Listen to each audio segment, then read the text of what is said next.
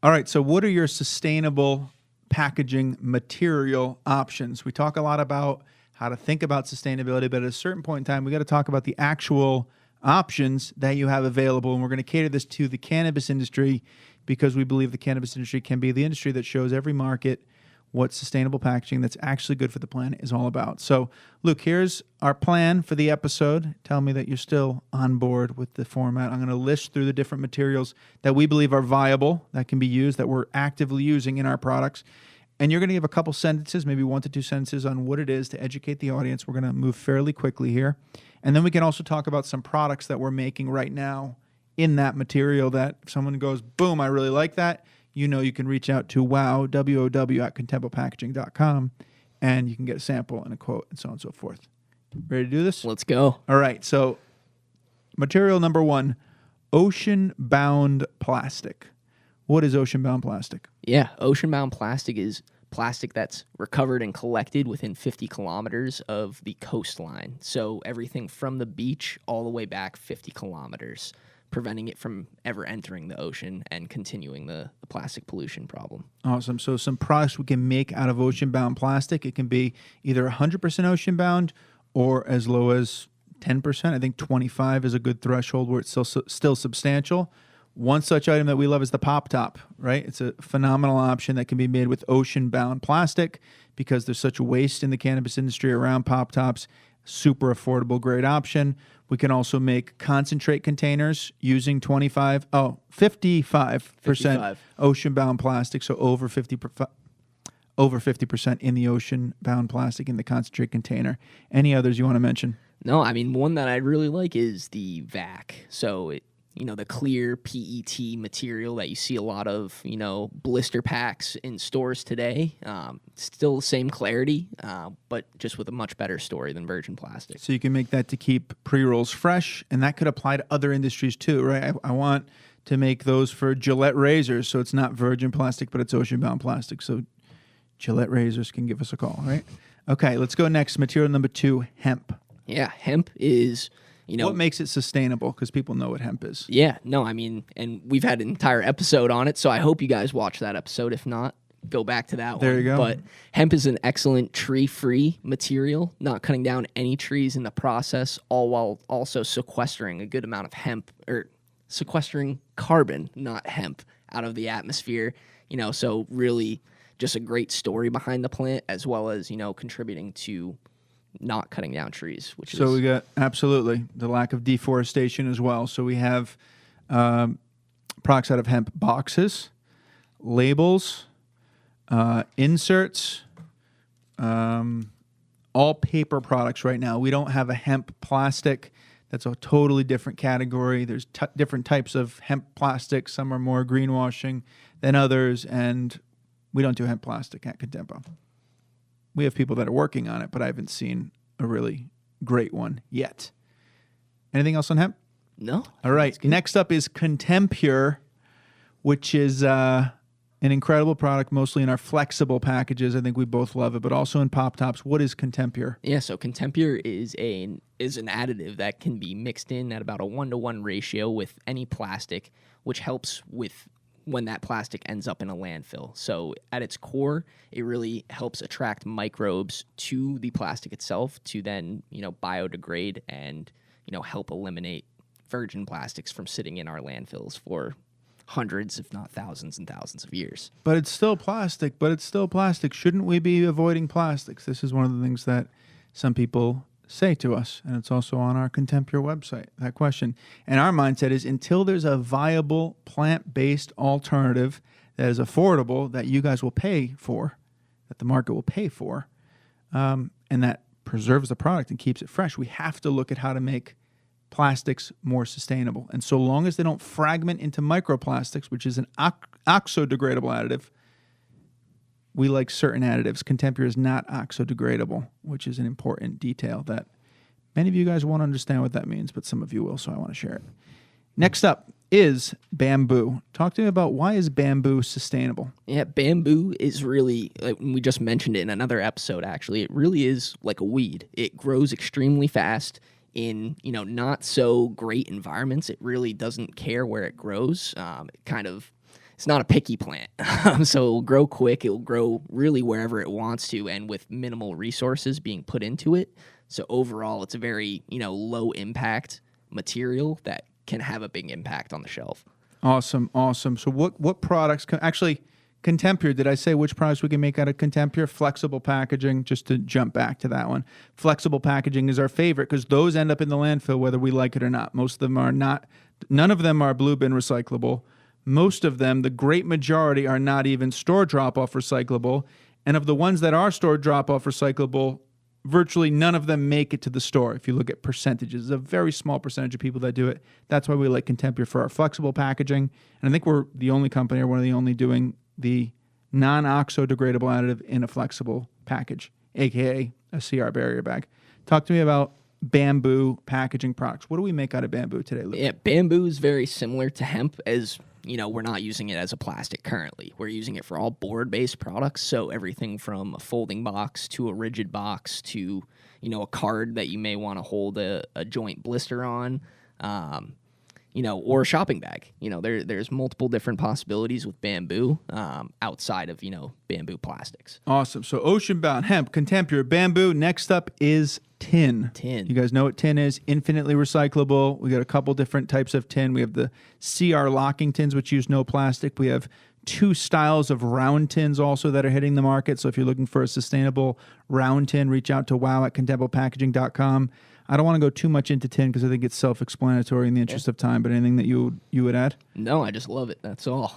Just love it. That's all we need to hear. Okay, glass. Let's go with glass next. So what makes glass sustainable? Or talk to me about glass and sustainability. What have you captured and learned about it? Yeah, glass is really just a great product overall if you're looking for something that, gives a little bit more of a premium feel, but is also avoiding plastic altogether. It's still, an injection molded or a molded product, but without using that fossil fuel base that, everybody uses for, plastic jars, plastic bottles.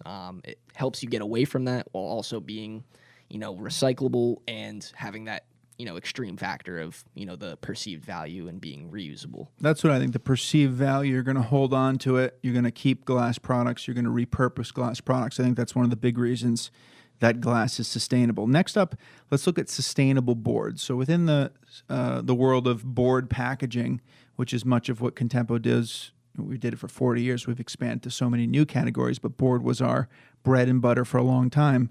What makes board sustainable? What are some different categories or ways of looking at, I want to make my boxes more sustainable? What tools does a brand owner have? Yeah, you can go with, something like an FSC board where you focus on, the responsible management of where the wood inputs of your paper are coming from. We're not wiping out the Amazon forest to make boxes with FSC, correct? Exactly. Next thing you could focus on is recycled content within your board. Board's extremely manageable with, mixing in, 30% recycled content, 50% recycled content, all the way up to 100% recycled content. It was the first material being recycled and repurposed. So it's got a good system going on with different recycled content. Big infrastructure. Yeah. And then you could honestly take a blend of both of those and go FSC with recycled content. And then you have that responsibly managed and tracked recycled content all together in one package. You could also go with the craft, like this Vault box, Contempo's premier premium child-resistant box in craft. And the benefit of craft is it's not bleached, right? Exactly. Paper doesn't naturally come out white, right? It's bleached. So if you go with the craft, there's less chemicals involved, and there's a sustainability story there. Talk to me about GRS. What is GRS and GRS certified? What do those words mean? Yeah, so GRS is the Global Recycled Standard. So they are kind of like how I just mentioned FSC and tracking, if it's responsibly sourced. GRS does it similarly, but we're tracking recycled content. So truly vetting out if this plastic is post-consumer recycled, post-industrial recycled, and showing you that it's not just somebody saying, hey, this has 30% recycled content in it, and you'll believe me. So it's actually this term chain of custody, right? You're looking for proof. Show me the proof that this is in fact recycled content. That's what GRS does. Let's go next to PHA. Yeah. One of our favorite, I would say the most well-respected bioplastic in today's day. I think PLA had that until really people were concerned, is there access to industrial composting? And most PLA, correct me if I'm wrong, is industrial compostable and not home compostable. Correct. But PHAs are largely home compostable. So what can we make out of PHA? And talk a little bit about PHA if you don't mind. Yeah, so PHA is an excellent, home compostable, a big emphasis on the home compostable over industrial compostable resin that's manufactured, right here in the U.S. And currently we have the ability to manufacture shopping bags out of it, which is, huge for the industry of, the single layer fossil fuel based plastic bags that we all know and love that aren't recyclable. And that are getting banned. And they're getting banned everywhere. So one thing that's great about the PHA, you have a shopping bag, something similar to, the likes of this right here, a nice colored shopping bag, but you can just bring it into your backyard home compost and choose to dispose it there rather than tossing it into your trash can. It's really incredible, PHA. And to speak to home compostability versus industrial compostability, I think not all PHA products will be home compostable in that they won't. In order to be home compostable, you have to break down a certain percentage within a certain time frame. So the thicker the product, sometimes it doesn't compost within that time frame to get the stamp of home compostable, but the material still has the same integrity, the same toxicity testing where it would be safe to put in your home compost. Am I explaining this accurately? Absolutely. Yeah, in order to pass the home compostable test, I think it has to break down fully within 180 days. Obviously, an injection molded cap or something that's a little bit thicker, like you're noting at, isn't going to degrade as fast as, a thin plastic bag. So you have that where it's still made out of the home compostable resin. It's just not falling within that set standard by a third-party organization. I love PHAs. I think PHAs, there's a lot of potential and opportunity. We have some really unique things that we're working on for the cannabis industry around PHAs and things that no one's done before. And I think it's a very non-intensive material product that we're going to come to market with. So stay tuned. If you're interested in PHAs, reach out, wow@contemplepackaging.com. If you're looking for sustainable cannabis packaging, reach out to wow@contemplepackaging.com. Last on the list, let's talk about the woven or non-woven plastics. Yeah. Oh my gosh, I said the horrible word plastic, but talk to me about why it's sustainable. Yeah, so talking about woven plastics, so there's a lot of different things out on the market right now, like woven sachets, woven pouches, woven bags.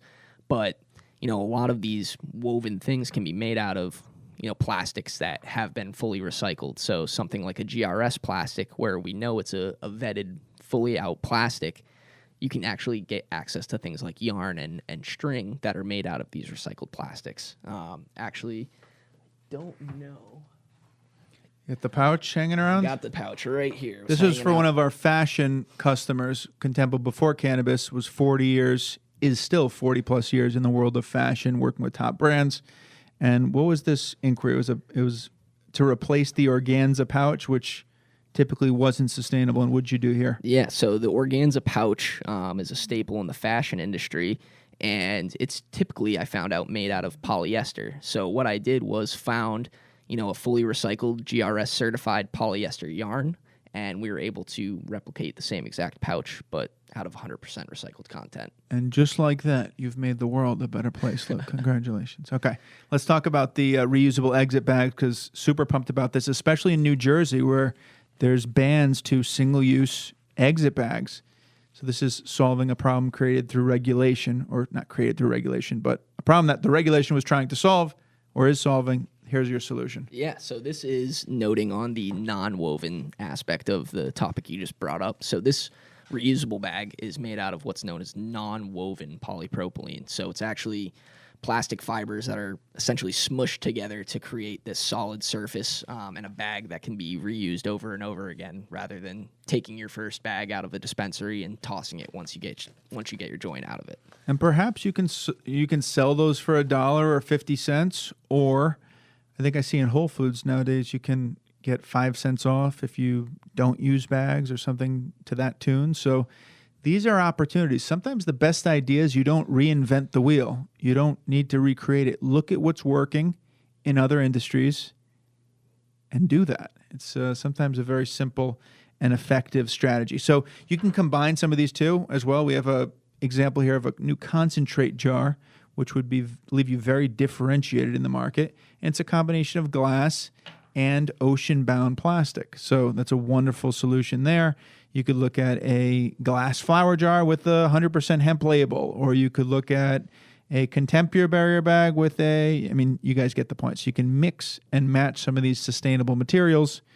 When you do that, you want to think about the end of life, but these are other things we can figure out with you. So, Luke, any closing comments on this material conversation? Anything we missed? Any other ones that you really love that you want to share with the audience here? No, I mean, it's really just thinking about the feasibility with each one of these materials in the packaging that you want to make. You know, you're not going to want to, I guess you can make a box out of ocean-bound plastic, like a nice folding box, but I guess it's really not the main purpose of the material. Really looking at, maybe a pop tube or something like that, but really just feeling out, what the story of the material you want to be is, and then will that material really apply into the product that I want to make? Right. Is it viable for the product? And we created that framework over there. I want to just point back to when you're looking to adopt sustainable packaging, what is the product that you're packaging? Because based on that product, a vape versus flower, you're going to have less options with flower because freshness is such a factor. So what's the product?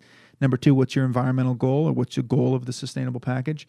And then number 3, what's the price point? For example, ocean-bound plastic is slightly more expensive than GRS certified. Not much, but slightly more. So if you're super cost conscious, there are still sustainable options. You just might not have all of them available, but you can still make progress, and you can still get the business benefit of going sustainable. Your consumers will appreciate you taking these steps in today's world. I believe that wholeheartedly, and I think it's only a matter of time before that mindset is proven right and everyone's moving to sustainable packaging. Luke, close us out. Drop one last knowledge bomb on the audience. That's Luke's turn, but I like it. Oh, man, it put me on the spot. Throwing you on the spot. It's a tough one, but I mean, it's really like... What's your favorite? I guess out of every single material that we have, it's really utilizing recycled content in different ways. So whether that be something like ocean-bound plastic, GRS certified recycled, or using a paperboard with different recycled content. Really easy to do, and we can get it for you really easily as well. A lot of sustainability experts stand by that. The most sustainable thing you can do is take something that's already been created and extracted from the earth and repurposed it. But there are flaws in the recycling system. So, ladies and gentlemen, you got to pick the path that's perfect for you. There's no perfect path, or the path that's right for you, the path that you believe to be best. And like Luke says, if you're looking for that mushroom package that keeps the product fresh and biodegrades and is cheaper than plastic, and you're going to be just in your head for the next 10 years while we need you to step up to the plate and do something, whether it's with Contemptible Specialty Packaging or somebody else. This is good for business as well. It's good for the planet. We need you to participate. Thank you for watching the Sustainable Packaging Show. We'll see you on the next episode.